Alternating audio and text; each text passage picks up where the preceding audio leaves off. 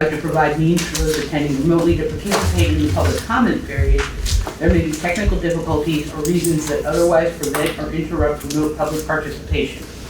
Therefore, it is important to note that the open meeting law only ensures the public's right to participate in comment at a public meeting by attending the designated physical location as posted in the notice and agenda. If a member of the public or the public body has technical difficulties accessing the meeting remotely, please alert us by email. In the event of a technical difficulty that cannot be resolved, we may continue the meeting if necessary to time and place certain. Please note that all votes taken during this meeting that are not unanimous will be done by roll call vote in accordance with the law. Thank you for indulging me in that reading.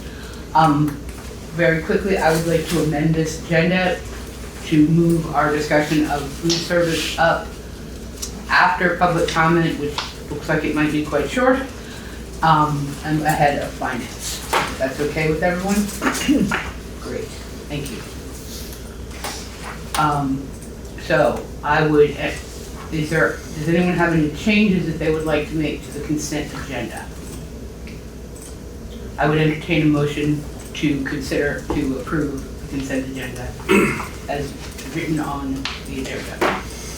So moved. Thank you, Deborah. Is there any discussion? All those in favor, please signify by saying aye. Aye. Are there any opposed or abstentions? The consent agenda is approved.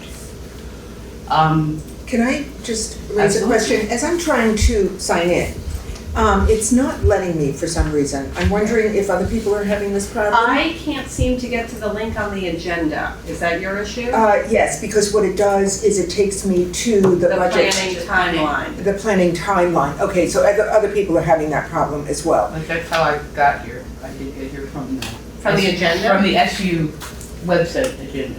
That's where we are as well.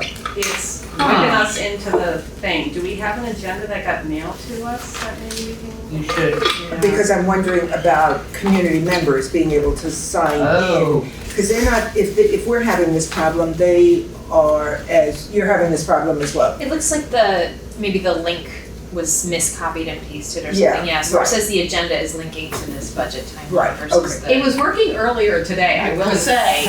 Yeah, I just got on. I previewed the. Okay, let me get out and do it again. And I don't mean to hold up the meeting, Yeah. I just, it just seems to be, Yeah, that is pretty bad because we are at the point of public comment on non-agenda items. Is there anyone on? No, there is no one There's here. no, okay, I was trying to get But on. the only people I See, it's see not on letting me Zoom get on. are me and BCTV. Okay. So Yeah, same thing happened to me. and we're not gonna be able to get on. I wasn't able to pull the agenda up.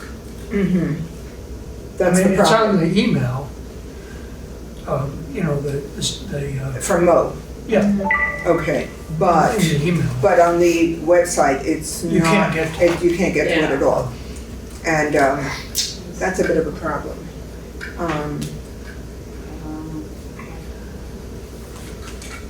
is Not somebody letting me get sitting in there. the central office right now adding that link? Could that be what happened? I can give a call and see if, Well, I think that link was up earlier as well, if I remember correctly. Yeah, I think I signed on at about 4:45. Well, then maybe it's your fault, Anne. If I had access just to figured the I want- website. The all-powerful Anne. I just wanted to- Everything is my fault, didn't you know that? You know, global warming, inflation, The election. definitely my fault. you know, I'm gonna have some fun things with the website. So I guess people are trying to log on to the Zoom link from the SU session on the website. And it's worked for some, but others it Now it's not just sends the you whole to SU website is not, like I can't get to the agendas at all. Oh, there it is. Okay, got to the agendas. What, you got to it? No, I Oh. got to, I have Oh, the same you're issue. right, that wasn't there before. I guess the link that you said sent on email is working just fine. But It's been added to, they added this Hey, budget Frank. planning timeline and now They can click on and do it, like takes them to it's like a budget page. Yeah. You go, Chris. Okay, you do it, Frank. Okay, thanks. She's gonna repost it and text me. Okay. Okay, great, okay. I guess we can come back to public comment if anyone shows up After the fact, that works. Okay, I apologize originally, everybody, and there's Mo.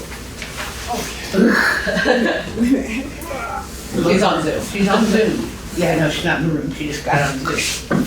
That worked fine.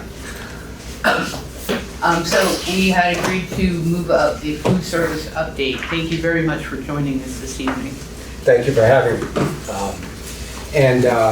I came up because Mark and Frank had made me aware that concerns about the food service program have been voiced over the past few weeks. Can you identify yourself, please? Oh, I'm sorry, Kathy. I'm Chris Farrow. I'm the Vice President of Operations for Fresh Picks Cafe. Okay, thank you. And I came today because Frank and Mark had made me aware of concerns about the food service program being voiced, and I wanted to come personally address those, personally apologize for the struggles that we've been having over the past several weeks, getting to the point where it's impacted the program and the students and the community. So this school year, we got off to a very promising start. After a long search, we finally found the perfect person for the administrative position we were trying to fill. Kelsey Baumgarten joined our team about mid-September. She's a registered dietitian with a strong background in local purchasing. She actually worked for an organization that grew their own wheat, milled it, turned it into baked products that they sold in a bakery. So she's an excellent candidate to fill some of that role that we've been trying to fill for months. Excuse me. As she got settled in, we unfortunately started to lose some of our key production people. First, the chef manager at the high school, and then more recently, on October 18th, both the chef manager who was overseeing production at Academy School and our general manager both decided to move on. They moved on for, personal reasons. They left on good terms. Seth, who was the chef manager at Academy School, started his career in a family-owned barbecue restaurant and co-owned it to the point until the time the restaurant burned down, and had an opportunity to become a pit master at a restaurant right down the street from his house. Clay Shutt, our general manager, when he and his wife moved to Vermont a couple of years ago, they moved here and bought a property with the intention of turning it into a bed and breakfast. And they had come to the point where they really felt they needed to put more focus on that, so Clay left to undertake those renovations, get it up and running full-time. Excuse me, so they both made personal decisions that worked very well for them. They left in a professional manner, they left on good terms, but losing those three very strong, highly skilled production people within a few weeks of each other really proved to be a huge obstacle for us in our program. While Kelsey came on and has great potential in that administrative role, and your district manager, Heather Chastity, who's also a registered dietitian, have both jumped in to run the program. That's the production part. The culinary part really isn't their strength. And in the past few weeks, we've seen the impact of that in some of the food quality, some of the service level being impacted. So that's how we got here. I apologize that we got here. We've done our best to get through it. We've finally been able to get some new people placed. So this past Tuesday, we had a new chef manager start at Academy. It is a temporary position, but she comes to us with a lot of culinary experience and will be able to keep up the standards at Academy until such time as we can fill it permanently. Starting this Monday, the 18th, Christy Gaines, who formerly worked for us with the program as the assistant manager to Allie West, will be coming back to take that general manager role and move into the position of overseeing operations and culinary for the entire district, all the districts we oversee, and bring that leadership position back. And then on December 2nd, after the Thanksgiving break, Noah Gillard, Gillard, who is currently working at Landmark College, will take over the production position at the high school to bring that culinary focus back to the high school. So we have a solution in place to get back to the standards that we had been upholding all last year and started off good with the beginning of this year. And we'll finally be in a position to move forward again with Kelsey in that role as a registered dietitian, working with the SU and our staff to better uphold the nutrition standards that are unique to Windham Southeast Supervisory Union, increasing our local purchasing, and as she and Christy get settled in, getting into doing more taste tests and some of the other stuff that we had envisioned when we were able to fill that position. Comments? So I appreciate the difficulty that you've had this year with unexpected personnel shortages. But what measures can be put in place to offset the possibility of this happening again? Okay. We're going to continue hiring. We're looking to backfill some of the other positions with stronger people who have the potential for growth. We also, too, have gotten to a point, when it first started, we didn't have regional help because we were kind of spread thin. We are hiring some other regional help as well to bring in past instances where we've had situations as this, not quite as deep as this. We've been able to bring people in from regional help. About the second week after Clay and Seth left, we were able to bring in Mike Jangle, who's one of our regional people from the Upper Valley, who did help with some of that production at Academy. Unfortunately, we weren't able to get him here 5 days a week. But yeah, it's gonna go back to the regional people when we're not spread as thin and when we don't have, having 3 strong people like that leave within a couple of weeks is one of the worst situations we've had with the staffing here in several years. I'm sure there are more questions and comments. Just logistically, I think the link is now. It is. It is working. working. There's Mo texted me a concern about volume. I do not control the volume. What was that? They're not getting it, so Zoom, yeah. Sorry. Proceed with questions, comments. Entirely fine. I'm glad it's working again. And I did email Mo to say, hey, it works. We appreciate the efforts that you're making.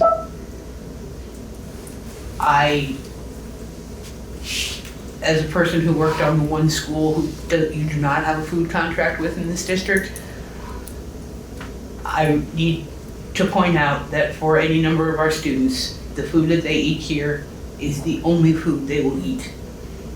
And if they're in a third period lunch in the high school and you've run out of food, they will go hungry that day. A hungry child cannot learn. And everything that we do here is dedicated to the best interest of our children. And I just would feel remiss if I hadn't said that publicly. Thank you very much. Yes, yeah. And I agree. And, you know, we've had some struggles too with communication. I know with the high school and the middle school, it hasn't necessarily been a situation of running out of all food, but we've gotten to the point on a lot of days where we've had very limited options by that last lunch, which is still not acceptable.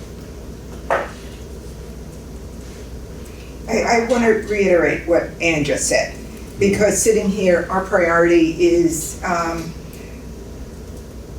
as callous as this is going to seem, it's not concern for your personnel issues. Those are your problems. Our responsibility is the well-being of students in our district, so that they go to class and are able to function. And that has not happened this year. And so it seems to me, as a board member of the SU, this is the second time we're having this kind of a conversation. And that's of concern. So I want to add my voice to the administrators who have been very concerned about this, no doubt. Yeah. Okay. And rightfully so. I mean, I'm here to admit that we have failed over the last several weeks. And we are putting measures in place to correct that and get back on track. But yes, we've failed. We just have a quick question. First, thank you for coming here, Chris. Yes. The chef manager at the high school, did he leave Landmark, or is he working 2 jobs? He's on his notice right now. So He submitted his full-time. notice and he'll be with us full-time starting December 2nd. Has he been a chef manager before? Yes.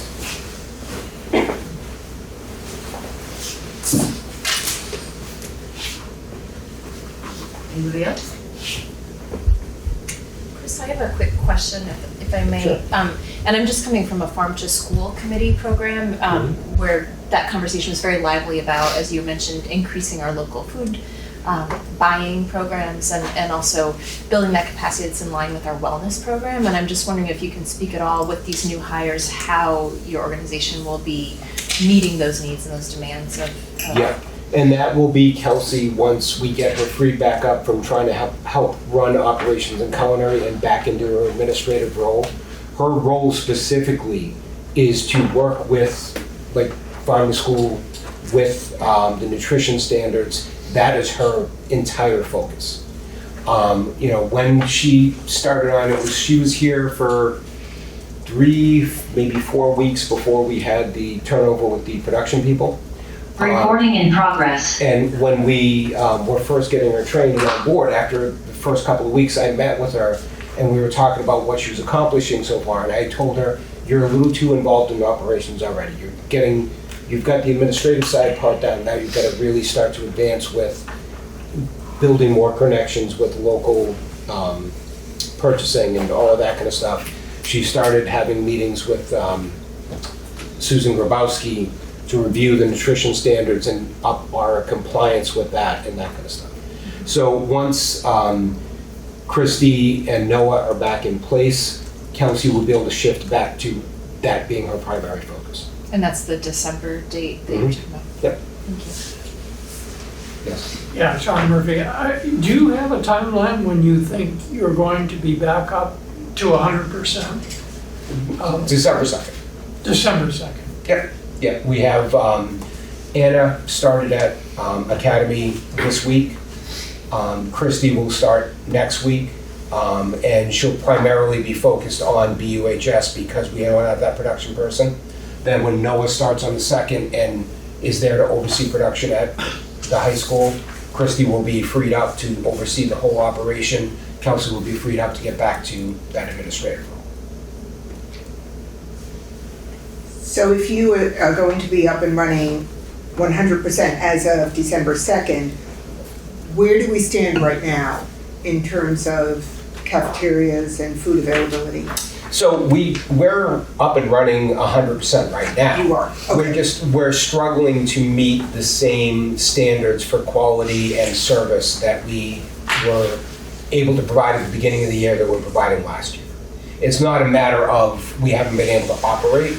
We haven't been able to operate at the same level in terms of quality, service, that kind of stuff that we were prior to these people leaving. And does that mean quantity or quality or? I've heard concerns with quality. I've heard concerns with quantity in terms of, like I said, at the high school and the middle school not having the full options for all of the meal periods. I have heard some feedback on service being a little bit slower. That's the feedback I've received. I don't know if there's other feedback as well. So could you describe the actuality what happens on the ground now and how that would change. I don't even know how many individuals are working in the food service in the district. Okay. Right now, there are about 20 or so food service employees. Really one of the biggest struggles, as I mentioned, is some of our key production people, some of our management team really has left, which caused that issue. And we've had people in place to replace them. As I said, Kelsey, our administrative manager, she's been doing a lot overseeing the production at the high school. Heather Shastany, your district manager, when it first happened, did a lot of overseeing of the production at Academy. Both ladies are dietitians, and they're both capable of production, but they don't have the production and culinary skills that Seth and Clay have. So, we added Mike Jangle, one of our floating chef managers, who's a stronger culinarian, into the mix about 2 or 3 weeks ago. And he was able to help the situation at Academy a little bit, but he wasn't able to be there every day. So that's really where the struggles have been. Not so much not being able to execute the program at all, just not having the personnel to execute it at the same level.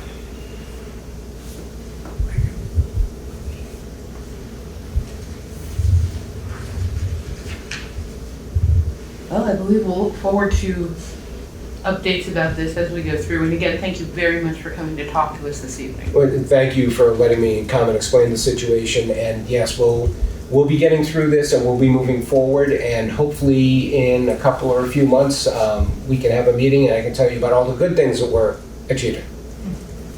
Chris, I do appreciate you making the time to be here tonight and to answer questions and share your perspective. I think the key for us moving forward is to progress monitor how we're doing.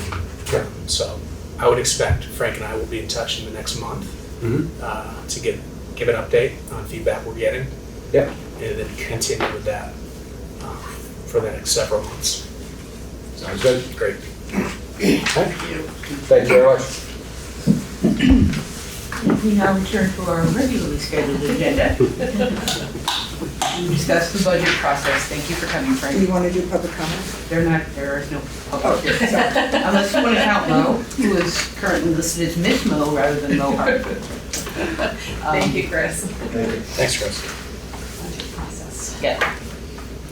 Okay, we'll go into the budget planning timeline overview, and Mark, were you able to pass a document around? Yeah, okay, everybody has a document, thank you. You need a reference? I've got one, yeah. Okay, so many of you heard the review of the Windham Southeast School District planning timeline last evening. This is similar, but because of the, again, kind of difference from a statutory point of view of a supervisory union versus a school district in Vermont, the kind of statutory requirements are different. So we'll review that and answer any questions. So the intent of the timeline, as you know, for folks that have gone through this before, is just to be sure that we are prepared to present to the Windham Southeast Supervisory Union Board a central office budget that is required to manage the business and educational leadership functions of the school districts, the member districts, Vernon School District and Windham Southeast School District.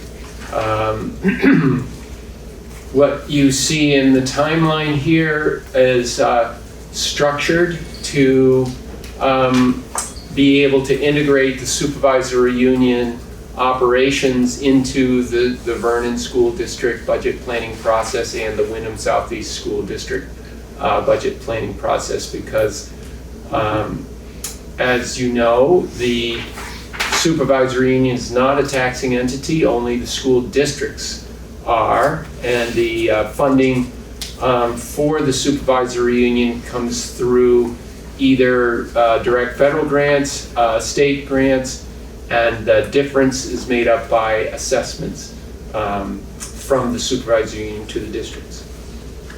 State law requires that supervisory unions manage, coordinate, employ special education functions, transportation, and then there's finance and leadership capacity at the superintendent's office. And then there are many other functions, including a substantial amount of grant management that the supervisory union coordinates and on behalf of the districts. So based on our timeline from last night, we had the Windham Southeast School District having their first budget meeting that Tuesday. Typically it's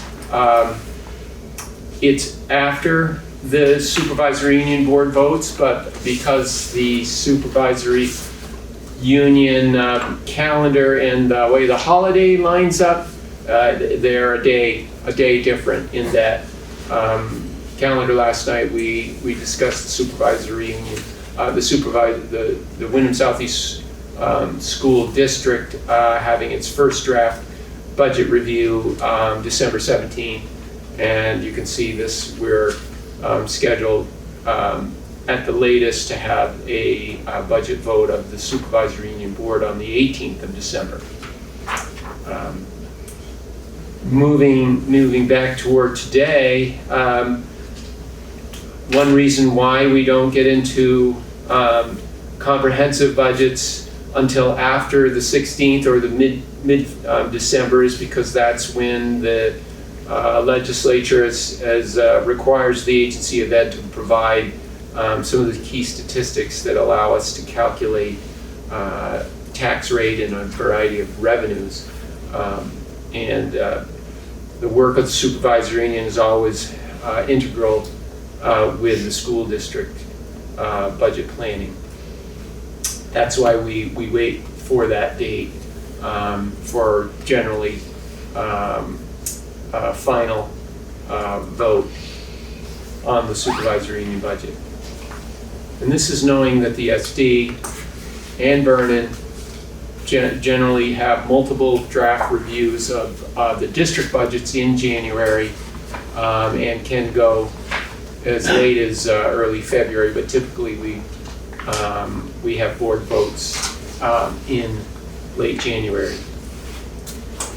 Moving again kind of back from the December 18th date, because the supervisory union manages very different programs, meaning there's the supportive instruction, curriculum and assessment, the administration, that's one segment of the budget. We typically start with a draft of that group. And you can see that's proposed to have first draft on November 20th. And then the largest component of the supervisory union budget is special education. And that's proposed for December 4. And then there's the food services and transportation. And if we don't get to covering the grant programs earlier in the drafts, we can cover it there along with the revenue assumptions. In years past, we have generally had at least the 3 SU meetings with those draft components. Oftentimes, the SU board actually does vote on the budget in that second meeting in December, which could be on the 11th. But we have the 18th as a contingency if it's needed. Similar to the SD calendar and the Vernon calendar, which Carrie, I'll be working on that soon. You see the dates at the beginning of this calendar are again just kind of a few reference points of some of the things that go into the budget planning process. it's all driven initially by our sort of assessment of student need, and then that culminates, as you see in this most recent year of school board summit, to approve district-wide goals. That's very specific about academic achievement improvements and school climate, number of outcomes associated with our educational system. That drives the budget planning process, sets the priorities, and of course that's what's directly linked to the investments that we make in the budget plan. So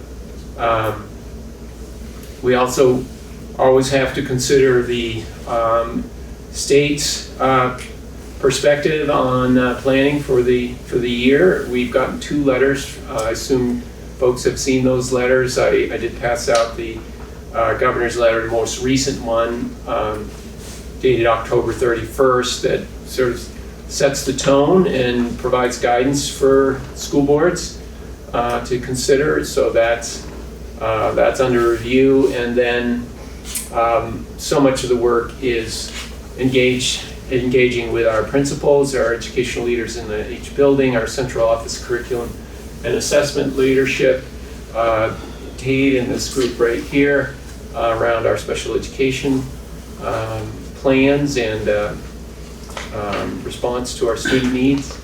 So you can see those references are in this document. And then, so it's actually this week we're beginning to pull all of these details together. There are literally thousands of details that go into the budget system, and then we produce drafts starting next week. There's the overview. Questions? So next Wednesday, you're meeting with us for the first section. Will we receive a draft of that on Monday at the latest? I hope so, yes. Yeah, it takes a great deal of work to do there, but that's not always the objective, is to at least a couple of days prior to the meeting. Just to give you a kind of a sense for folks that are close to the development of the plan. Of course, it starts with a collective bargaining agreement, in terms of just the mechanics. That's where most of our investment is in staffing, and then the related benefits, and then the structure of the school district in terms of all the various functions. Those assumptions are defined and created, and we'll get a lot more into that on next week when we actually look at the proposal. But that means fitting 700 people into the state's uniform chart of accounts in all of the different categories, programs, functions, what they call object codes, grade level, and then taking each individual's, health insurance, life insurance, disability, workers' comp, all of those calculations have to be done. And then and in addition to that, of course, it's integrating our principals' recommendations for educational materials, and then the operational aspect of running 10 schools, right? All of the fortunately now renewable energy that we are moving toward, and electricity and capital plans. There is a great deal of work to define the resources needed, and of course it's all driven by enrollment and student need.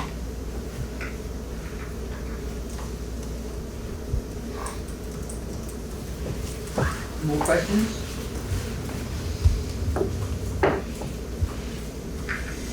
Most wonderful time of the year. Yeah, wonderful time of the year. And, everybody take note of these 3 additional meetings that will be on your calendar.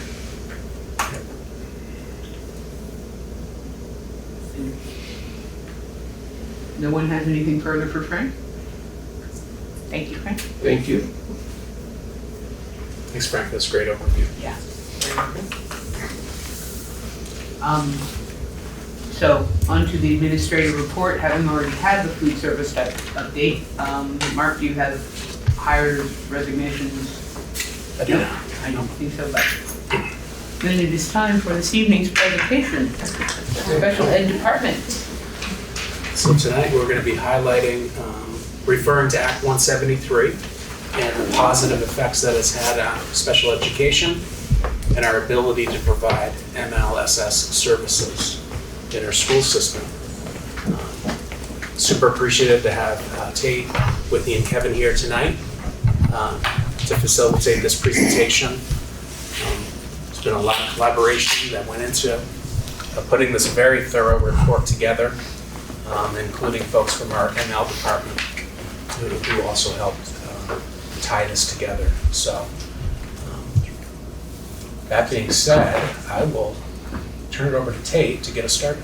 Yeah, how is Act 173 influencing our special ed and MLSS services? In great ways, we'll say. So tonight we're hoping to have you understand more about how MLSS can increase our flexible groupings and leadership ability to monitor district and school-wide trends, how our MLSS system addresses social-emotional learning at each layer, how multilingual services and supports are integrated within our MLSS system, our expanded case management model helping to recruit and retain staff, our continuous improvement plan aligning our professional development, and our family and caregiver collaboration.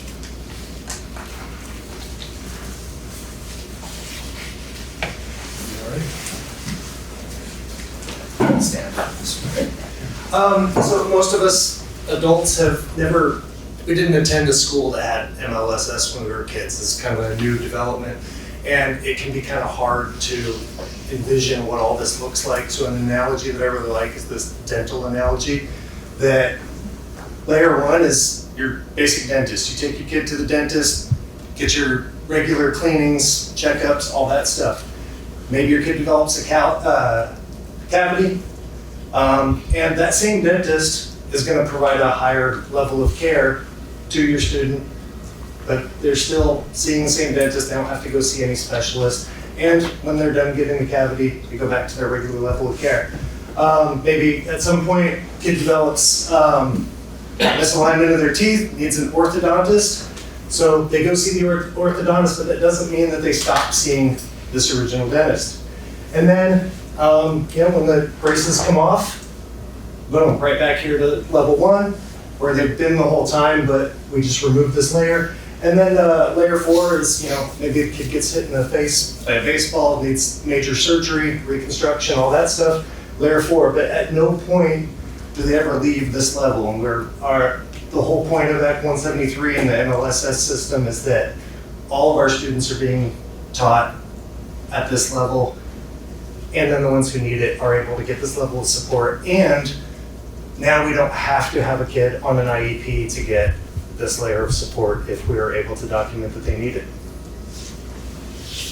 And I think I'll have the next one too. Where's the triangle? Oh, okay. Cool. So, some best practices. These were established by our AOE. I'll read them because they're a little small.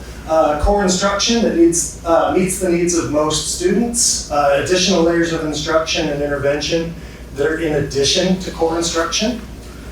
Instruction at all layers comes from the most highly skilled teachers. We have a systems-wide approach to support positive student behavior, and we target specialized support to students with more intensive needs. And like I said, with 173, this really kind of allows us to do that with all students. Before, it was like, oh, I'm a special ed teacher, I can't teach this kid who doesn't have an IEP. So we're really allowed to kind of wrap all of our kids up and take care of their needs at all of these levels and work more collaboratively together to do that. And all of these best practices are supported by these 4 pillars here, and all of these are things that in my short time being here, we have made massive, massive growth in, and Whitney is going to talk extensively about ESTs. Okay, thanks for the transition. I'm just going to try to start that one more time. Hey, look at that. Okay, that demo part was just going to be nature. works. We just starting it and it works. It's my only trick. These were goals that you heard about at the last meeting, so this isn't new information, but what's new is that every month Becky Peloso and I meet with the EST coordinators. We've been doing that for the last couple of years, and it is really like where we just see so much growth as a district because it's coordinators from each school, pre-K to 12, coming together and saying, okay, how are your systems working? How are our systems working? What do we all want to make sure we're doing the same? And how do we want to move forward? So last year we went through an analysis of our data and developed these goals using a tool that the AOE put out around an EST practice profile. And we decided when Becky and I met with the EST coordinators last Friday, we decided to do a little check-in, like where are we at, how are we doing? It's mid-November, we made some progress towards these, not expecting that we've achieved them all. So we've rated ourselves from 1 being, whoops, we kind of forgot this one was on there. We gotta focus on that, to 4, we've already implemented that, it's happening. And so these are averages for each of our 4 goals for where we're at right now as a district. So it was really helpful for us as a team and also helpful for Becky and I in thinking about, okay, what do we want to make sure we're hitting in January and February when we pull these teams together.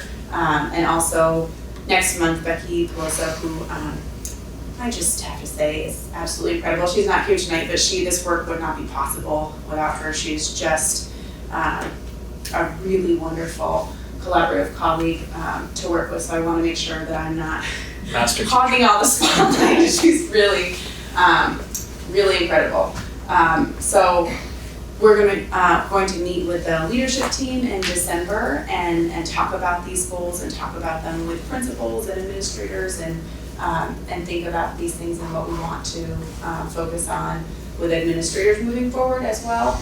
It was nice to see that the nitty-gritty of do we have our systems set up was a strongest area, because that's kind of like a foundational piece, you kind of gotta have that to be able to move forward. And then some of these other pieces you'll see in the next slide, how we're working to track those.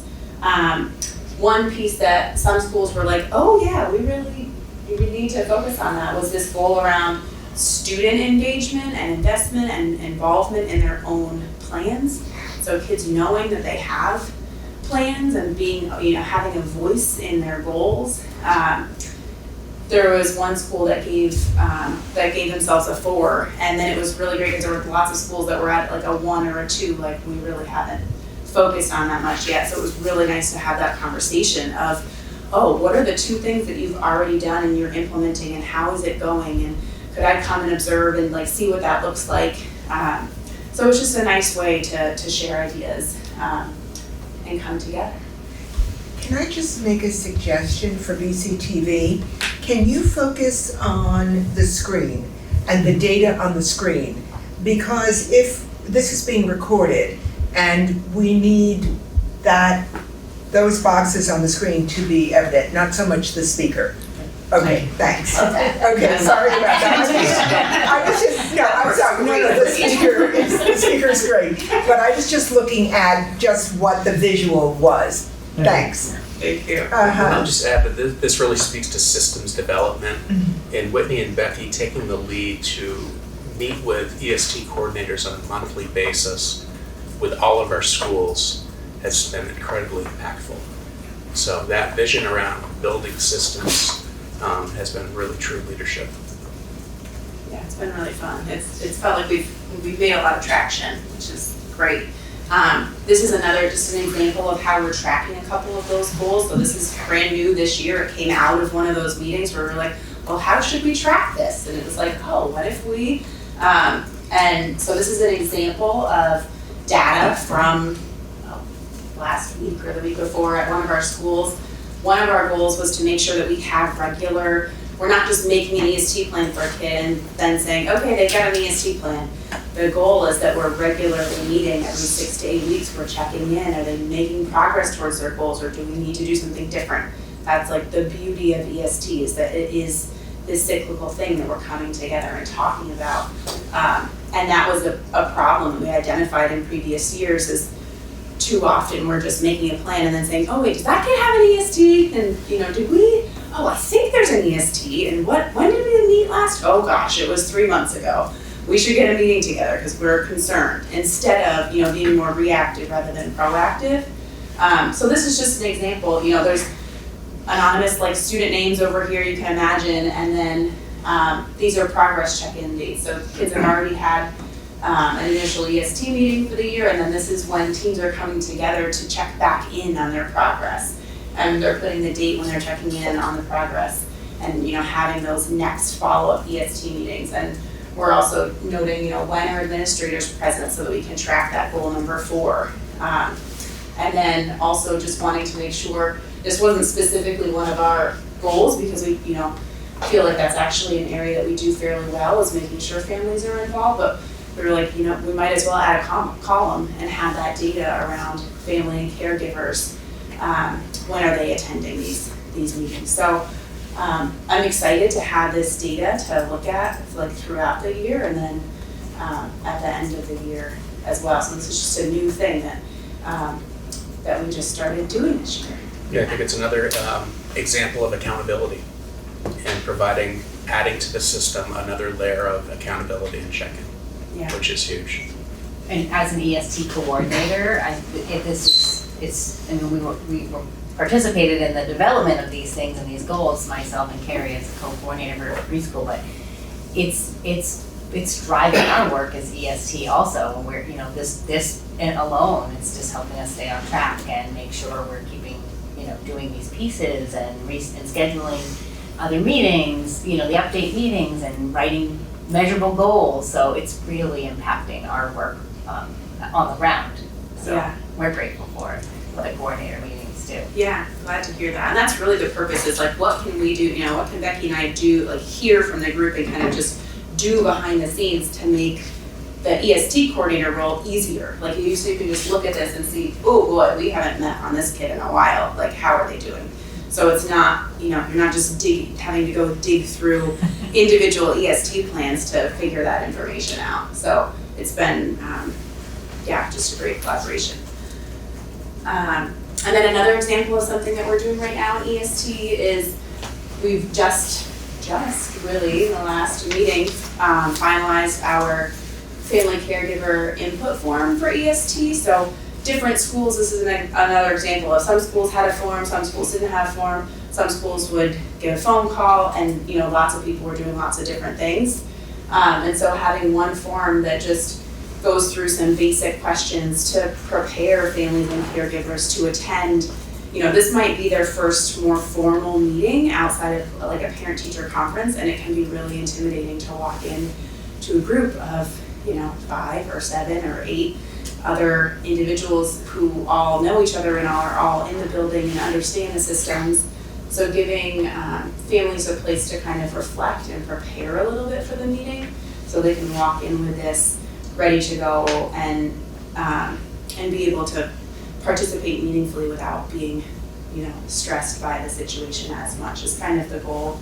And we did, one of the recommendations from our last meeting was having this available as a Google form. So I made that today, and I'll make copies for each EST coordinator so that they can, send a paper copy or attach it to an email, or just send a link as a Google form. So families have options for what the easiest way for them is to complete that information.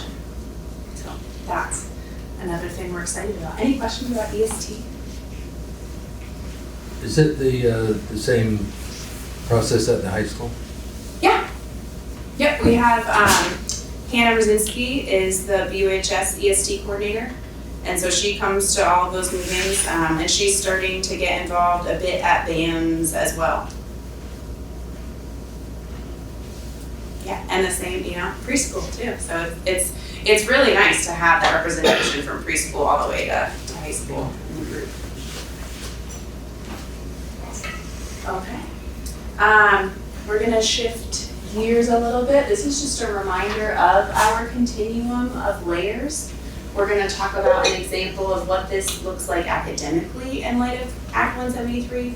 behaviorally, and then specifically with our ML population. So first I just wanted to share an example of what this might look like.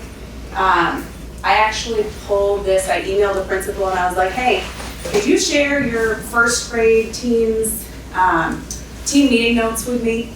She was like, why? Well, because I need it for a board meeting. So it was great. I just looked through the notes and obviously anonymized all the information, but for you to see, this is an example of a math skills time. So an intervention time, like a layer 2 or 3 time in math, and what this might look like in a first grade classroom with a cohort of kids, or with a couple cohorts of kids. So every group, so this is, if you can imagine this kind of table taking place, filling this out at a team meeting time. So you might have the classroom teachers there, the special educator, the academic support teacher, and they are all coming together and they're looking at what's our most current student data and then how are we going to respond to that.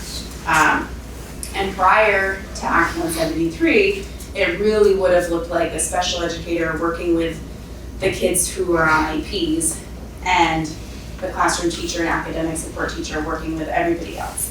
Whether or not that made sense based on their data, it would kind of be forced more in that direction.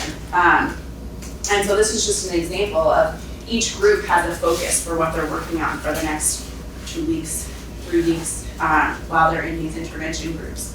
So, there's one group that's working on part whole within 10, and the classroom teacher's running that, and there's 9 students. 2 of them are students with IEPs. Maybe they're ready for that, and they really don't need to be working with a special educator at that time. That might be different in a different intervention cycle, but for this intervention cycle, we're not gonna hold them back and say, no, sorry, you gotta work within 5. And there might be 2 students with EST plans, so, like we just talked about. Some kids are ready to work within 20. Some kids are working on specifically word problems with an academic support teacher. Some kids are working on counting within 100, so maybe they really have that part whole concept, but that rote counting is an area of need for them, and so they're working with an academic support teacher on that. And then a special educator is using our Bridges math intervention curriculum and working with 5 and really supporting students with some fine motor needs. And there's 3 students in that group. One of them has an IEP. One student might be, newer to public school and maybe has missed some instruction or had different instruction. And then there's just another student that fit, based on data, fit in that group best. And so this is just one example of how Act 173 allows us to be really responsive to students and what they need, and not having to wait or only reserve certain services for specific kids. This illustration, just making this, seeing it and then, pulling it apart helped me see, we really are just responding to what students need in the moment. And then, we do it again. This is the process. When this process is working beautifully with a team, you just see it. It's such a beautiful thing. It becomes a fluid thing. Right? Yeah. So this is just such a great example of differentiation and providing supports for a whole class of students. And I love the box at the bottom. Reassess after 3 weeks. Shuffle groups as needed. We're not waiting for the benchmark. Right. We're using the progress monitoring data and we're reacting to it in a fluid way. But is it too early to tell if there's progress in performance outcomes? For this cohort of kids, is that what you're talking about? Yeah, for the whole school. You've really tightened up the process very well. You're implementing MLSS very well. But can you compare kids doing whatever subject now compared to last year? Do we see academic performance improvement? I don't have the data off the top of my head for this cohort of kids specifically, but I think what we will see long term is the more that teams are doing this, which I think this this is not, I wouldn't say this is unique. This is great, but this is an expectation that we just have as a district for how all of our teams operate. And it's why our principals put like team planning time in their master schedules, because you have to have that time to sit down and really look at kid data. So I think, as we look at progress monitoring data for this cohort, that's going to be really telling. We have, lots of layers of assessment to look at, but as far as, I don't know if you're talking like big picture VTCAP, the end of the year. This is more day-to-day, working with students using analysis of exit tickets, of weekly, daily lessons, student output, and then comparing that with progress monitoring check-ins. So this is like real teaching. This is teaching day-to-day. It's not waiting for an end-of-the-year assessment. It's collaboratively working as a team, analyzing information as it's coming in, and then responding to it.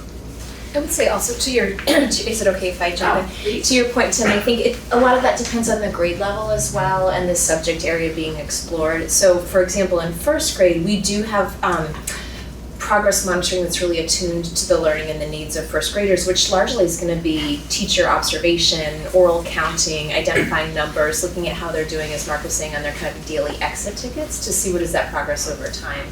There are some progress monitoring measures built into some of the curricular materials that are used as well. For kids in second grade through 12th grade in our system right now, we have a STAR assessment system in math, for example, where we've asked all buildings to progress monitor at periods of every 4 to 6 weeks to continue to kind of take that temperature of how are you progressing along. And then we'll do a deep dive into that in the winter benchmark season, which is going to open up in mid-December through mid-January, to really see like, okay, well, here's where our kids entered in the fall with these norm reference measures, and here's where we are in January, and who's really making great progress, and who do we need to look at a little bit more deeply. Yeah, I was just wondering, is our second grade, per STAR assessment, is our second grade this year performing better than last year's second grade at this time of the year? We wouldn't know yet at this time of the year because like the winter benchmark will really be able to tell us that. And then there's also that trick of matching cohorts as well, because sometimes the second graders this year might look very different as a group than the second graders the year before. So while we do look at that grade to grade, we also try to look at longitudinal growth of our cohorts as well to see how that's impacting. Yeah. Maybe you already explained this, so forgive me if I'm dim-witted, but the columns, when you say within 10, within 20, what does that within mean? So that's a great question. So you didn't, wait a minute, you did not explain it yet. So I absolutely can. So here, this group that's working with the classroom teachers, these 9 kids are working on part whole within 10. So they're understanding putting numbers together and taking them apart within 10. Combination. So yeah, they're working on understanding if they have 6, they're gonna need 4 more to make 10. Got it, that's what I So thought. And then it's a map, Yeah, okay. And then within 20, a count of 20, and then, got it. So then bridges within 5 and fine motor. How does that get defined? Yeah, so this is really more significantly specialized instruction. It's a smaller quantity, so these kids might be just starting to understand how to put together and take apart numbers. They might be using likely more manipulatives. And there's a fine motor component, so they might be working with occupational therapists too on what are some activities that I can do to build their fine motor strength as they work on learning how to write numbers. Okay, thank you. And I would imagine that this is a time in the day, in addition to this, the whole class, all of these kids, I love your dental analogy, so everybody's getting the teeth cleaning probably within 10 or 20, right? So everyone's getting access and exposure to that skill, and then additionally, here are kids getting their cavity filled or their orthodontia or whatever, but still having access to those general concepts with their peers at a different part of the day as well. Yeah, and it might be that the whole class is really working within 10, but there are some kids that are really ready to move on, and that like skills block is a time for enrichment. We want to push kids if they're ready and to give them that opportunity. So I think like that is an example of absolutely how we use that intervention time too, is to provide enrichment where we can. Other questions?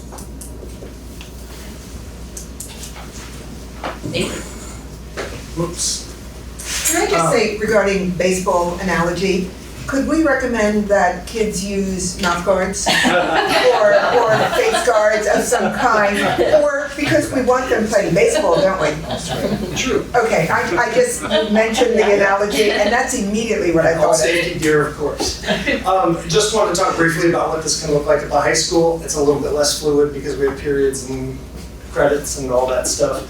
But you might have an English teacher, gives a writing assignment, everybody does the writing assignment, you get your tier 2, maybe you got a kid with, or a few kids who need accommodations like, hey, they need to do text-to-speech, or speech-to-text, the writing. Maybe they just need somebody to come help them organize their thoughts or whatever. That can still be, that's all this classroom teacher. They can do level 1, level 2. We also have in all 4 of our core areas an AST and a special educator assigned to those subject areas. Some of the time they're going into the classroom and providing support. Sometimes they're just like, hey, let's all go over here into this other room and work on this, and I'm going to give you some additional instruction in that area. But again, because of 173, that special educator can take anyone out of that room who might need that extra support. The other thing that I'm trying to get people to understand is that in high school, you get more teachers who are content area experts. Our special educators don't have a chemistry degree, so if they're supporting in a chemistry class, they might not be the best person to, hey, Whitney's struggling with this chemistry assignment, let me go explain it a different way. I don't know. So maybe the special educator changes hats and monitors the class that's got it and is doing their work independently, and the chemistry teacher actually sits and works with the people who are struggling because they're the content expert.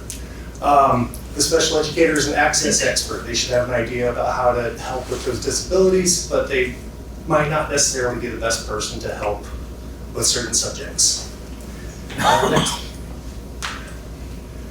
Social emotional learning, we try to operate the layers the same as we do with academic stuff. It's a little harder because it's harder to collect data on.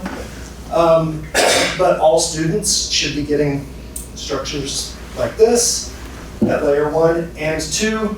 And a lot of this is just getting together and problem solving. Hey, I noticed that so-and-so is having more and more problems in class, or they're getting in trouble out on the playground, or they're starting to be absent a lot. And you get together and you talk about it in your SST meetings and you figure out what are some interventions at these levels that we can try first.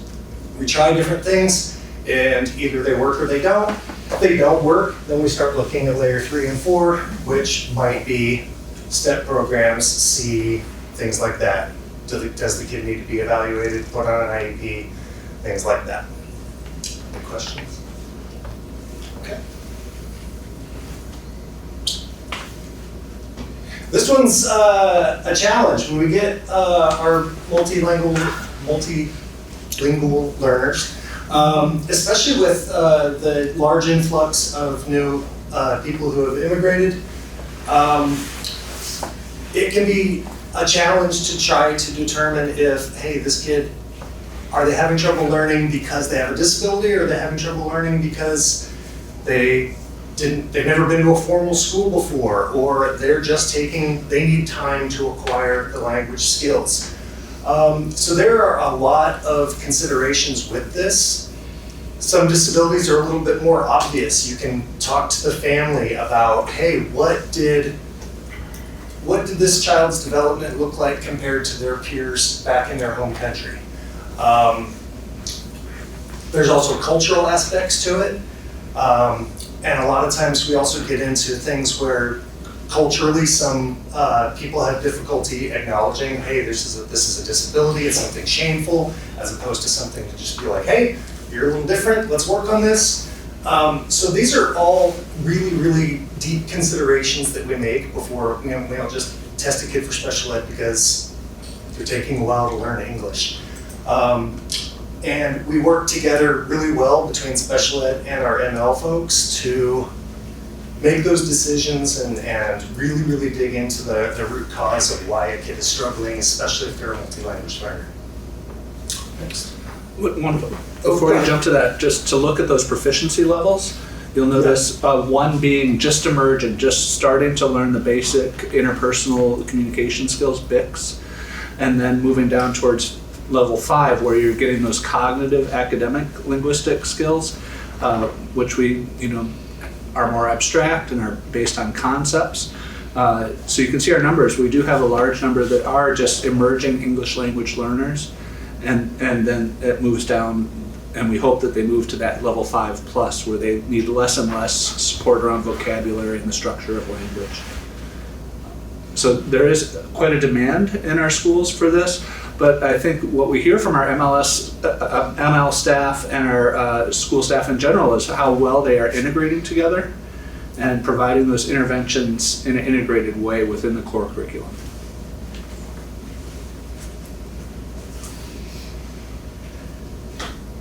And the highlight on this one, again, increased collaboration between the ML and special educators. I'm sure Whitney has. And do you guys have ML in preschool?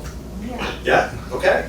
So we, at all levels, we are meeting, special ed folks are meeting with the ML staff and, having hard conversations about, what is causing a student difficulty to learn? Do they just need more time? And what interventions can we put in place to support them at all the different levels? And I think the addition of things like common planning time at our high school are really helpful in that regard. Absolutely. Yeah. It's becoming more and more evident how important common planning time is in meeting the diverse needs of our student body, ML being a big part of that. Another way that we do that, next slide, is with our local comprehensive assessment system. I'm not going to go into, we've been talking about this quite a bit. Our benchmarking, our progress monitoring, our diving a little deeper when we see areas of concern within our data or within our day-to-day experience with students that we might say, oh, this is a student struggling with basic reading skills. Our DIBELS results are showing that we should look a little further and going in and looking at other things like a PASS, a phonological assessment, something like that, to get to the root of what are the missing skills, and then providing a short-term intervention for them to see can we get traction. With that, we also then, as I mentioned earlier, we're looking at trends. As a district leadership group, we're constantly looking to see, are we meeting our proficiencies at levels that we expect? We're looking at our progress monitoring data. We're looking at data such as our EST implementation. And what you can see on this is that we've already identified that this year we're tracking 788 students with progress monitoring on our DIBELS system, looking at the basic skills for reading. And with STAR, we're progress monitoring 1,146 students for their math progression. So that's very helpful for us to see overall trends, to consider what is one school doing that maybe another school could do differently, things like that. So having an MLSS steering committee at a district level is very helpful to look at those trends as well. This is an example. I remember having these conversations when we first started thinking about Act 173, and there was this addition of functional skills as an adverse effect area. I don't know if this rings any bells with any of you, but it was this question of, oh my gosh, is there going to be like an influx of students who now qualify for an IEP because of this functional skills category that just seems so broad and like such an umbrella category that, gosh, wouldn't everybody qualify for that? And so I wanted to look a little bit deeper and say, okay, what have we noticed so far? Like Act 173 has been in place since July of 2023, so there's been a little time. And what does it look like? So this is a graph showing by grade level, 0 is kindergarten, the students who currently have IEPs, so number of students with IEPs, and then the red is students who specifically have functional skills goals, and the yellow is where functional skills is the only goal area, so they would not have qualified for an IEP without that functional skills area. So really, the overall trend is no, we're not having a massive influx of kids who qualify for IEPs because of this functional skills area. I think I've been a part of a lot of meetings where we've had really thoughtful and deep conversations about this category specifically, and there's 4 cases right now where that is the only goal area on a child's IEP, and so that is a really thoughtful conversation. And why, what is so specialized about this need that it can't be met at the other layers of support that we've talked about? But it's really important that we do have that as accessible for kids, and that it is identified as a way for kids to access that support when it's needed. I think an important thing to remember is that we still follow that same disability thread that we always have through the special education process. So we still first would be establishing that there is the presence of a disability before moving on and considering functional skills. And just a reminder, when you think about functional skills, you might think about executive functioning, social, emotional, and communication skills, independent living skills, transition and job skills. So kids who are needing some more specialized support in those areas. And I will say that there are kids identified in here who have goal areas in specifically some of those categories. They might have a goal in social skills or independent living skills, and because we haven't been through like a full cycle of updating IEPs, it's like, do we now call it all functional skills, or maybe there's a kid who has social skills needs and independent living skills needs, and we really actually want to break that apart a little bit so that we can see both of those things on in an IEP. So we're still learning. This is probably not a perfect representation, but I think it does send the message, that no, we're not having a massive influx of kids who now qualify who prior to Act 173 would not have. Sorry, Whitney, I'm still trying to understand this graph. Okay. So take the 5th grade. Yep. What is the 60, what is the 50? The 50 is all kids in the district with IEPs in 5th grade. I'm surprised it's not more. So are you talking about? How many 5th graders do we have? About 200. About what? We have about 200 students per grade level. Oh, 200. So it's about 25%. 20%. Oh, so that's 20%. That makes sense. Good. That is. So there's just, and then the red is there's 2 kids in 5th grade in the district who specifically have functional skills goals and their IEPs right now. Yeah, but the students, those 50 students will move in and out of that population, right? They will over time, yeah. They may, some students may become more. Oh, which is why the graph changes from year to year. So next year it could be 55, next year it could be 48. Yeah. Could be, Okay. yeah, depending on, this is a snapshot in time of last week. Right.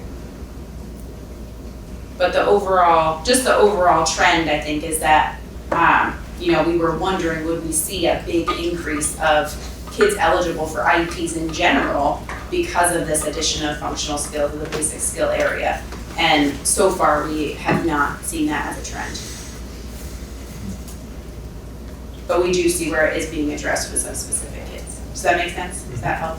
So the functional skills in the red is a subset of IEP. That's right. Correct. And so that number, I appreciate it's only 2, but that number is already incorporated in the IEP of 50. Yes, absolutely. Okay. Yep. Got it. So I was wondering, as the, the 3rd grades go to 5th, the 5th grades go to 6th, do you see a similar location? In other words, does the cohort of one class sort of stay with that degree of need? It can. I think what you see here in general is our numbers are a bit lower in the early elementary, which makes sense. We're taking time for our MLS system to work, and then typically, we see that those numbers do raise as we start to identify oh, there really is something more going on here. But you can't predict what fifth graders now will look like when they get to 11th or 12th grade. That's right. Not with a high degree of accuracy. We also have a downward trend at the end towards 11th and 12th grade as students move from IEPs to Section 504 plans, when we're no longer providing as much specialized instruction and we're moving more to accommodations and supports as they move into post-secondary education, such as going to college or a vocational training program, or into the world of work where a Section 504 plan can carry along and an IEP ends. Does that include students who are placed outside our school system in specialized schools? Yeah. Yes. And another interesting data trend that we have started to see over time, you were talking about the EST plans, Whitney, and I know it's a little bit at the inception in terms of how that plays out long term, but we've seen some reduction in students needing to be referred for IEP services because of the immediate cavity plans that are put in place at the classroom level, which is also really exciting, and I think that shows up a little in these data as well, where some of our younger students we have fewer numbers, just at face value here, who are on IEP plans. Yeah.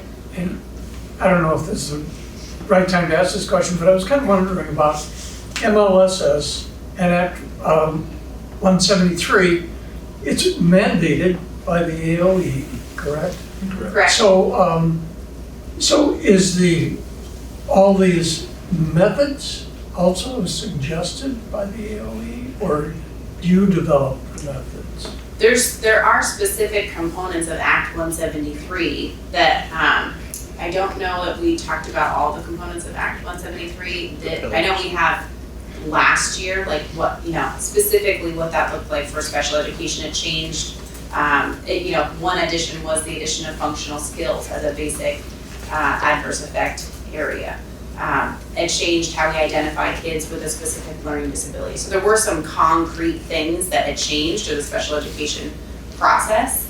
And the big recommendations were what Kevin talked about in the beginning with those 4 pillars. Like that's in order for the mandated changes that they've told us we need to do for special ed to really actually work, we need to make sure that there's that strong foundation of the EST and the coordinated curriculum and PD that is aligned to our goals and a local comprehensive assessment system.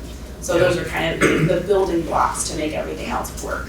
Yeah, and I would say we're intentionally building our systems, and we're in a place in our school system that I think is at a very high level in comparison to most school districts in the state of Vermont in terms of systems that we've built and the toolkit that we've established. So I think this is just highlighting how we've implemented suggestions in our own unique, creative way. And I think it'll be interesting to look at, this graph over time. I wasn't actually thinking about this graph as being helpful for looking at numbers of IEP kids by grade level. I was really looking at functional skills, but I see how, this will be interesting to look at over time. And are we able to keep the numbers that we have in our younger grades, are we able to keep those down because of all the practices that we're talking about? That would be awesome. So I was related to that, is there an age at which you see, maybe, I don't want to say a spike in IEPs, but when you were better able to recognize the need for an IEP? Or is it that's not relevant? I think it's really individual. It depends Okay. on the individual kid. It depends on a disability category. There's some things that are easier and they're easier to see earlier on, and some things that might take a little while. They might present themselves later. Okay. So I guess I'm hoping that with early ed, and if we've got the EST work going, then it comes down. So I was wondering, just piggybacking off of your question, the lower numbers in the younger grades, and then it spikes up, is that curriculum based? As the core curriculum? As in terms of language skills, vocabulary, comprehension, math skills, does it suddenly present itself as more of an issue as you go through the grades? I can respond in that it is harder for us in kindergarten to do the assessments and determine that a student is deficit when they've only had so much academic instruction to begin with. Right. Whereas as we have time and we're gathering data with them, we're trying interventions with them, then we start to see, are we making progress? Oh, many kids are making progress. This particular child is not. Right. Then we change our interventions, try a cycle or two more, and we might say, oh, is this a disability? Is this dyslexia? Yeah. Something like that. Yeah. So it is a question of as you go through the grades. Yeah. And also some of the things that, like sometimes we evaluate a student in preschool and they don't qualify, they don't meet the criteria for that developmental delay we talked about last month. But then, as they get into school, the testing and the demands and everything, like they're able to, you know, and then the multiple categories that they look for ends up capturing kids. And we might see that, we might think, oh, this is a student that may show up later, or didn't show up right now, and then we're doing our work if they need EST services or whatever. But there's that piece that I think impacts numbers as well.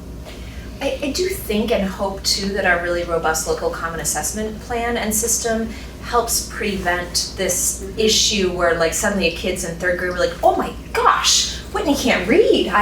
What's happening here? Because we are so closely monitoring this from the beginning of kindergarten and putting the kinds of plans in place that Whitney was showing before and progress monitoring over time, that we do have kind of a robust picture over time. It's like kids are getting their well checks along the way, so we have this baseline data as we're going, so it's often not like this huge surprise. Right. So Whitney doesn't slip through the cracks. Right. Got it. Okay. That's the goal. You know what's astounding about the whole thing is the state implemented 173 to save money. They gave a block grant, but it seemed before the number of IEP students you had, the more money you got. But now it seems like you're doing a better job with less money. Is that an accurate assessment? Let's wait for the budget. Yeah. Hold out for that. But I do think we are as a system, we are using the resources we have more flexibly, creatively, and to better meet the needs of kids. You know, whether or not our budget goes down, I'm not sure, Tim, but I do think. The only thing I liked about 173 is it took all the restrictions off of special ed teachers. Because before, a special ed teacher had to work with a special ed student and fill out a whole bunch of paperwork. And now it's, okay, special ed student or a special ed teacher, you can watch the rest of the class while someone uses the, you know, does the content. So it's like that was the only good thing I saw, but now it seems like it wasn't as bad as I thought. And we can wrap in a couple of struggling learners who aren't Right. identified Yeah. more readily. Yeah. So, Okay. I'm still not saying the state was right. We'll see. This is just an update on inclusion data, though it is, you know, it was one of our CAP goals last year. It's not this year, but it's not something we've forgotten about. This is always top of mind for us. So this is elementary inclusion data by grade. Again, 0 is kindergarten. So the bars show the percentage of students on IEPs who are in the general education setting 80% of the time or more. And so our overall average at the elementary level is 83%. You can see there's a couple cohorts, 4th and 6th, where that does dip into the 70s. That might just be an effect of a specific cohort having more needs. I think that, you know, it'd be interesting too to compare this over time. Is it a trend that as kids get older, this is going down at the elementary level, or is that just the effect of these two specific cohorts? So that was a question I had looking at this data. But overall, I think we can feel really, pretty proud about the amount of time that kids who are on IEPs are in the classroom with their peers. No, that is better than last year, right? Yes. Than percentage of. Yeah, I think last year, at the elementary level, we met the target, but I believe it was just 80%. So yeah, as of last week when we gathered up this data, there was a little increase at the elementary level.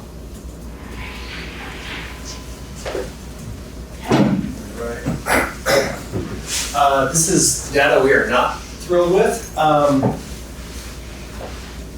We see a jump when we go from 6th grade up to 7th grade in how many students are not included 80% of their day in general ed. And some of the reasons for that, you got a kid who has been in a small school their entire school career. They've had one teacher each year. That teacher gets to know their learning style really well. They're only in that one classroom all day. Maybe they go here and there just a little bit. But now all of a sudden, when you're in middle school, 10 transitions in one school day. The academic demands are much higher. The expectation for independence is much higher. And so we see an increased need for support. And the way that has historically shaken out is, well, let's increase their time in special ed. That's something that we need to do a lot better at. And then we see this, it gets even worse in high school. And to be fully transparent, this line looks like this as they get from freshmen down to seniors. And we've had some discussions about that. One of the reasons for it is that, again, the academic demands are increasing at a faster rate than the kids are able to improve their skills. And they just get to a point, junior and senior year, where they're having a really hard time accessing things like Algebra 2. Another common problem that we see is kids putting off some of those harder classes. Like, hey, I hate math, so I'm not going to take math my freshman or sophomore year. Now you have a kid with a learning disability who hasn't had math for 2 years, then they want to take it their junior year and they fail, and then it's just like, oh gosh, this kid is not going to graduate without some serious changes. And so again, that ends up being, well, let's put them in a special ed math class and give them the support they need so that they can graduate. And it's not the best way to make it happen, it's the way that it's been happening, and it's something that we definitely need to improve on. Improving that tier 1 instruction is going to be one of the real keys. And you've got people who are teaching Algebra 2, they're not used to having a special ed student in their room. They're not used to the instructional techniques you need to be able to have to reach those students. And so it's an area, an opportunity for growth for a lot of teachers. So, to what extent are students being encouraged to take math back to back with the math that they did, let's say, in middle school? That they don't put it off for 2 years where it just goes, I mean, this is true for all of us, right? Foreign language, math. Our counselors do a really good job at coaching kids on what classes to take, but a lot of times, a kid might start it and, immediately they're failing, so they drop it and take something easier, and then kids are really good at figuring out how to avoid those things that they really don't want to do or that they feel like they're not going to be successful at. And well, just force them. Sorry. Yes, as they get older, we're supposed to give them more choice, or we do give them more choice, or that's a good thing. My other question is, when I look at this statistic for 7th and 8th grade, is this, I know that we have middle schools at Dummerston and Putney, I believe. And then we have a school like BAMS, where 7th and 8th grade are clustered together. Is there a difference in terms of the comfort level that a student feels in middle school when they're in a much smaller institution than at BAMS? I am sure there are. We have a lot of students who have considerable anxiety about moving to the big school. Right. And then again, making that leap even from BAMS up to the high school. And then you've got kids on an IEP for anxiety, and they've been in those small schools from kindergarten through 6, and now all of a sudden they've got to move to this new place, and it's a challenge for a lot of our kids. And there's also kids who can't wait. That's true. That's right. That's true. Yeah, I don't want to paint it that way. But I think this systematically, there's work to be done at the upper grades, no doubt about it. So then, is the inclusion rate for 7th and 8th higher at institutions like Putney Central and Dummerston than at BAMS? I don't know that because I don't pull that apart. You didn't pull it apart. Okay. This is actually all of the 7th and 8th graders. Right, So that's what I thought. Yeah, but we could certainly pull that apart and just, see what it looks like. Yeah, that would be a good number to compare. We do have a select number on a case-by-case basis of students who will go from one of our smaller schools and come to BAMS because they need that larger school environment. and it seems like the right decision between the family and the school. And vice versa, a few students have come from BAMS to one of our smaller schools just to have a more comfortable and appropriate environment. Okay. I was looking the other day for information around special educators and, how many openings are there in special education. I read an article the end of September that came out about some districts across the state really struggling and having to put formal letters out to families saying, we're so sorry we can't meet, the needs that are on your child's IEP service page because we do not have the staff, whether that's paraeducators, special educators. And so I was looking for numbers about that. I didn't find that, but I did find this, which is an article linked right here.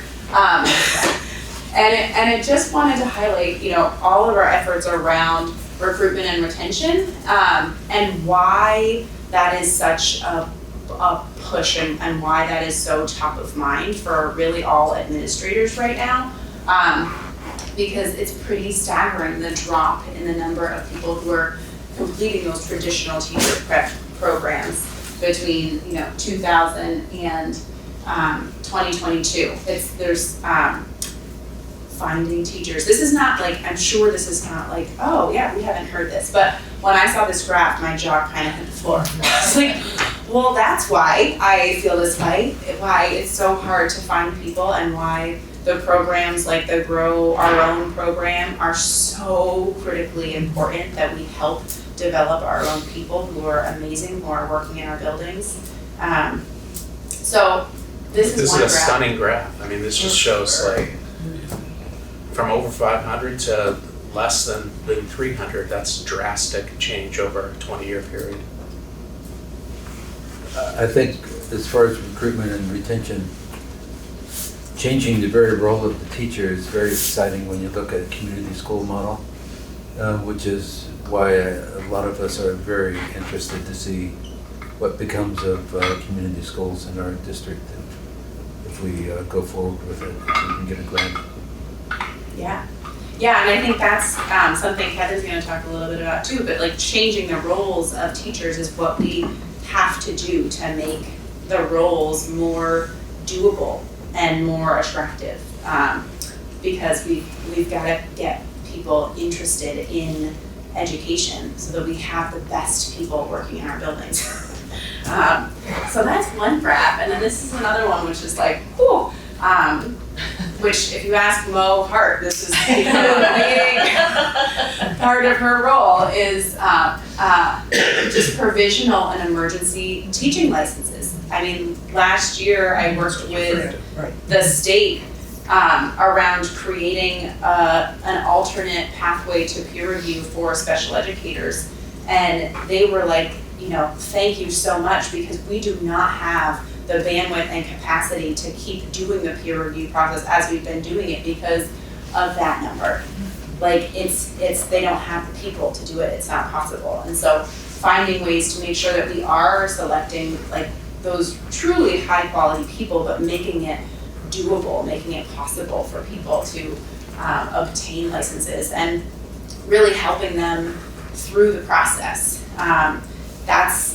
It's never been something that administrators have had to really worry about too much, because it's like, well, that's their responsibility, and this is a competitive job market, and so whoever, really wants it will apply and make it work for themselves. And now we really are in a place where it is our job to find and support great people. And I think that's a good thing. I met with paraeducator who was absolutely incredible at one of our elementary schools last week, encouraging them to apply for the Grow Our Own program, because she is just an incredible educator, and we would be lucky to have her in any position. And so I do think there is, there's an upside to this, but it is just a pretty staggering graph when we look at what's happening at the state level. And I think if we had a graph of our district, it would largely mirror this. For sure. I think it's interesting, 2021, year after pandemic, slight increase. But then from 21 to 22, like people were bailing out, Yes. right? And then from just 23 to 24, that's an incredible spike. from just over 400 to close to 900. That's more than double. So, and that has put a lot of pressure on central offices and administrators in supporting the development and the follow-through of these licenses. Yeah. And our aging workforce and the number of staff that may retire in the next 5 to 10 years makes it so that a program like our Grow Your Own program to build, up people to have the skills to jump from a paraeducator into our teaching staff will be critical. I think it also reflects the challenge of professional development as well, right? We've lost a lot of talented teachers who have gone through professional development programs that we have offered, and to have such a shift in staffing. I know we're going to talk about PD coming up, but that's a systematic challenge to provide widespread support in PD to all of these new teachers in our buildings. Yeah, and for principals or us at the district level to think like, okay, well, everybody's gotten this for PD. It's like, well, next year, that's not true. When numbers are changing this rapidly, it's like, that is a constant challenge, is trying to have those universal expectations. You have to have ongoing PD that's responsive to new people coming in. So to address this, one thing we've done. We have finally, in all of our, across all grade levels, have implemented a case management model. Except for 2 of our elementary schools. Oh, okay. I thought one of them was wrong. Okay. Not yet. All right. But we had this at BAMS last year, and we added the high school this year.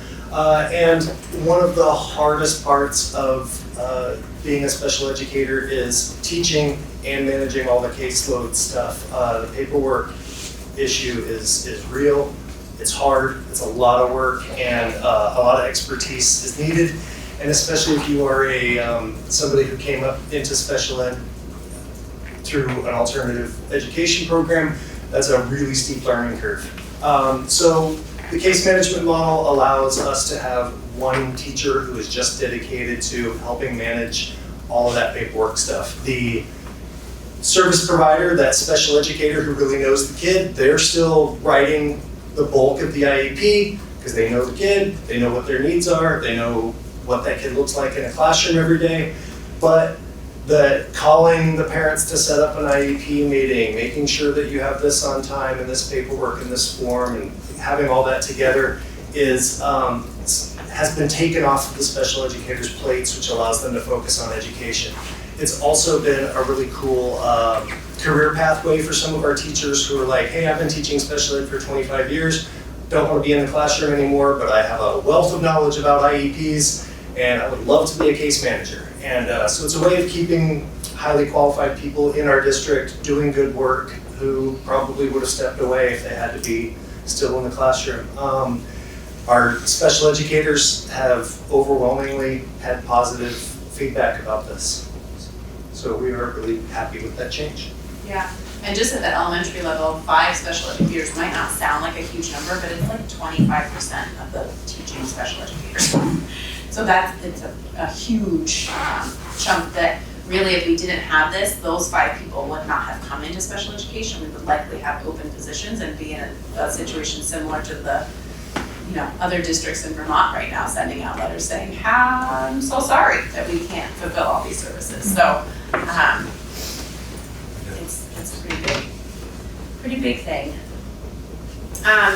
This, I just wanted to highlight quickly some of the PD that the Curriculum Assessment Office coordinated masterfully on October 15th, and as part of having PD that is aligned to our CIP, so that we have, I just broke it out into categories. So one of our goals was around increasing our literacy scores by 10%. So these are some of the options that were offered, and there were more options than just what's on here, but I wanted to just sort it out for you to see, this was a day that we had all of our staff together at UHS, and people self-selected workshops based on what they needed as individuals for their own learning. One in the morning, one in the afternoon. And So these were just some of the options that were available, and just wanted to paint a picture of how it really, really was aligned to our continuous improvement plan and the goals that we've set for ourselves this year.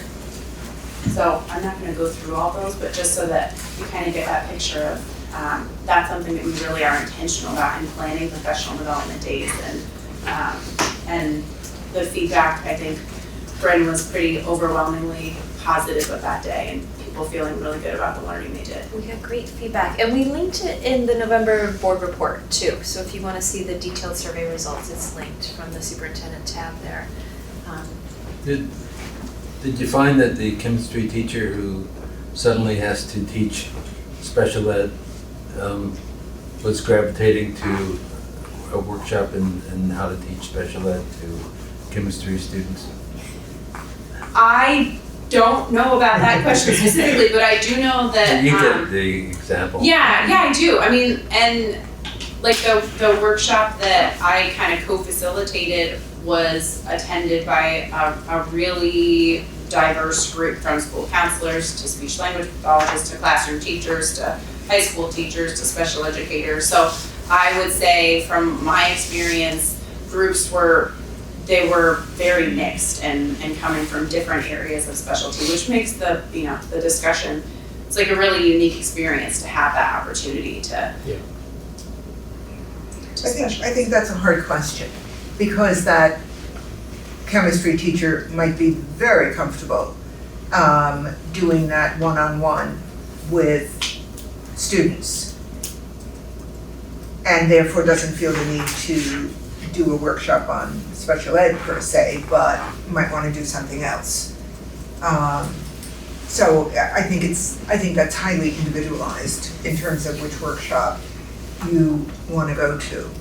And sometimes we have PD, and often the site-based PD at the schools is like everybody is going to be doing this work around, whatever it is the principal and the school leadership team has developed is essential for that building at that time. Everybody's involved in that work from their own individual lens. And these days really allow for something different, for groups to be, very much mixed up based on teachers being able to self-select, like what they're curious about, which is, I think, goes back to like respecting teachers as professionals and, retaining teachers because we trust them to make selections that they know are going to benefit their learning and the learning of their students. And it connects the school district. I mean, each workshop I went in, we had teachers from all different schools, and it was just such a beautiful thing to see, creating opportunities for networking within the system, making connections. And my hope, big picture, is it leads to opportunities for peer observation outside of your home school in other schools within the system. So I could give an example of that quickly, Mark. We had a high school teacher and an elementary school teacher both submit a proposal to present on the same topic generally. And so we ended up connecting them and saying, hey, maybe you want to co-present. And I wasn't sure how that would fly. And the two teachers were so psyched about it. They co-led a workshop. They just wrote a proposal. Now they want to coordinate a book study along the same topic we just wrote a grant for it, so hopefully we'll get it. So it's this example of collaborating across schools of two teachers who were, I don't know this for sure, but sometimes you can feel a little bit in a vacuum, And so here's now a colleague who's interested in the same text as me. I didn't even realize it. We caught it in the office when we saw the proposals. And now it's snowballing into this opportunity for teachers across the whole district to go more deeply into that work. And I think along with that too is just supporting the incredible leadership that we have and the incredible knowledge that we have with teachers in our district, and being able to, really gain from that and as we're building community.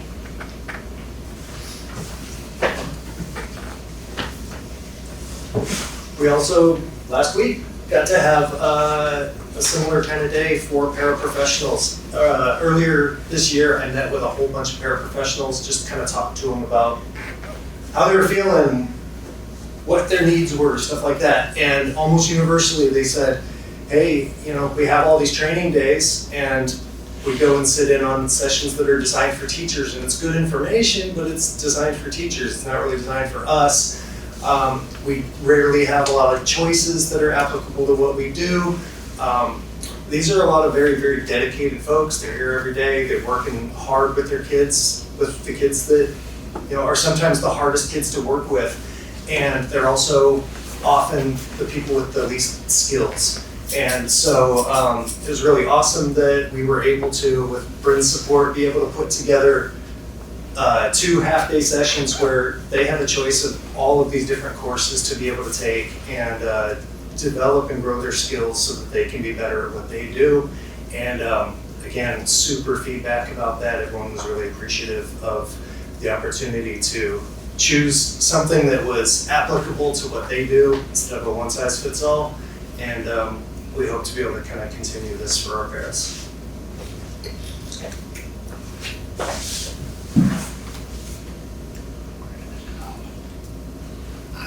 All right, so just one last bit to talk about, and that is our family and community involvement. We had the parental input form added to our IEPs in July of 23. That was a part of Act 173. And so that's after every IEP meeting, we hand a form saying, hey, were you able to participate and were you listened to? And is there feedback you'd like to give us? We put that immediately in verbatim to the IEP in a new section that they added. If there are concerns that are brought up, that's a good indicator for us to, hey, let's check in and do we need to schedule another meeting to resolve any issues that are outstanding. We've also, every year, have the special ed parent involvement survey that goes out in July and August. And we're just getting back those results, so we'll preview those soon, but they look positive for this year. And in addition, in October, the administrative team, along with our Special Ed Parent Advisory Council, provided a presentation at Academy Elementary School on unpacking special education processes. We reviewed our MLSS, EST, and then our special ed processes. We had 7 parents show up. It was really a warm and engaging night. We're looking to present in another week to our regional providers. So that is our pediatricians and Agency of Human Services representatives that support students directly and teams within our schools to again review our processes and do a little focused listening and engagement around initiatives and resources that we have within our specific agencies or within our community, identifying unmet needs and then identifying areas for collaboration. So we're still in the process of enrollment for that, and we're hopeful that that'll be a success. And then finally, I'll have you move to the next slide. I'll put another plug in for our Special Ed Parent Advisory Council. Our CPAC meeting will be actually tomorrow, right next door in Linda Alvarez's classroom from 4 to 5 p.m. And if anybody's interested that hasn't been engaging, to reach out to myself, or Heather Day has her contact information there as well. We offer in person as well as to participate online. So we really value having strong family and community engagement, and that our processes are complicated and have a lot of jargon that is very specific to our world.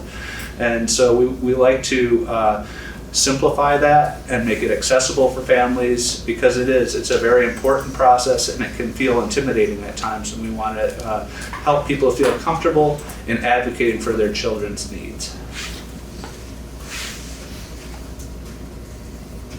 So these are just some additional resources that we included in the presentation that really offer some of the guidance that we're adhering to around our reforms related to Act 173 and improving our MLSS systems. Any questions? I'll make a comment. I mean, it's so intensive, the work that you do, and even though it didn't have a good connotation, no child left behind. And there were so many problems with that, but that's what you're trying to implement. So I think in this budgetary cycle, it's really good to learn about the intensive aspect to this work. we hope to work ourselves out of a job.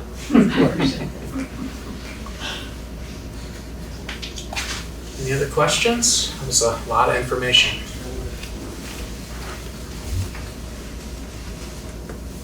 Thank you. Thank you. Very much. Thank you. Somehow, Sean, since you mentioned this budget timeframe that we're in,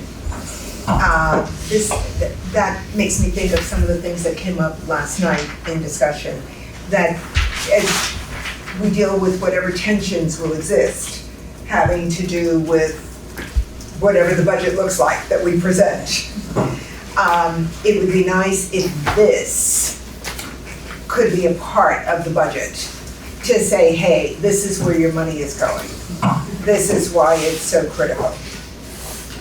Okay, this is not frivolous, and we do need the personnel in place. It's not a question of just cutting costs. Yeah, I was thinking the same thing, and how to do it might be a little difficult because you'd have to make something so simplistic. So if you took a complex system and just simplified it into something that people would just go, a realization, this work has to be done. And so then they support it. Yeah, that's always the goal, is telling the story of why we make the budgetary decisions that we make. And really it is because of Our vision needs to be reflected in the budget. And we need to be able to articulate that and tell that story throughout the coming months. And It's been the approach we've tried to take over the years. It does, no, as I interrupted you. It does help that it's mandated. So, you know, that sometimes that's not an agreeable thing to say, but on the other hand, it's, you know, it's passed by legislators that have, everybody has representation, so it is a mandated thing. It has to be done by law, so. That's right. It's true. And we want to stay lean, but have capacity for the students who come in on any given day. We could have a new family arrive, and we need to be ready to serve them. And I think going back to your original question, Sean, where you were saying, you know, is this new legislature is coming from the state? What are the supports there? How clear is the process? And in my experience, and other people could chime in, is I think we're often given the what, and we need to have to figure out the how. And then sometimes that can feel totally overwhelming because it's like, here's another new law and another new law and another new mandate, and figure out how to do it. But at the same time, that gives us tremendous flexibility to really utilize our resources in ways that make sense for our community and our students. And I'm so proud of the team and our teachers for being able to think flexibly and share expertise in that way. It's. You know, this presentation really showed the creativity that's been put into it beyond the.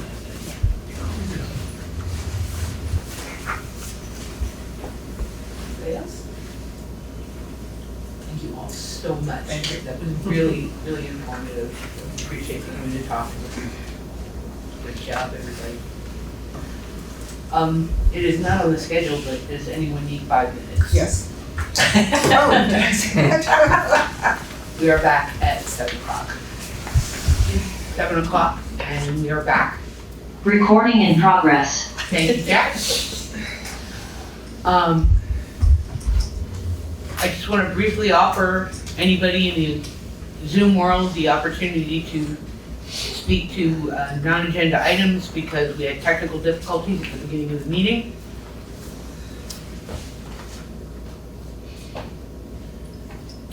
Okay, so moving on to new business. I have, from policy, I would like to thank Bethany and Mo for helping me put together a calendar of SD policies that have been approved to pass on to this board. And so presented this evening are B1, board member education, G8, continuous improvement plan, and H2, family engagement, which again have all already been approved by the SD. And 3 briefly in new business, which isn't really new business, I just wanted everybody to be aware that Sandra Cameron from the VSBA will be out of the office starting tomorrow through Friday the 22nd, and she'll be back part-time as of the 25th. I just want to make sure everybody was aware of that. November, sorry? Yes. Okay, She's out starting tomorrow. okay.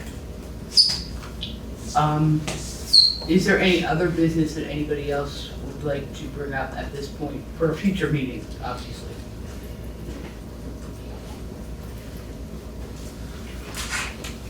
Okay, so the only thing left on our agenda is an executive session. And I would entertain a motion to enter into executive session under 1 VSA 313A7, the academic records or suspension or discipline of students, and 1 VSA 313A1A contracts. No action will be taken. Do I hear a motion? So moved. Thank you, Sean. Is there any discussion? All those in favor, please signify by saying aye. Aye. Aye. Okay,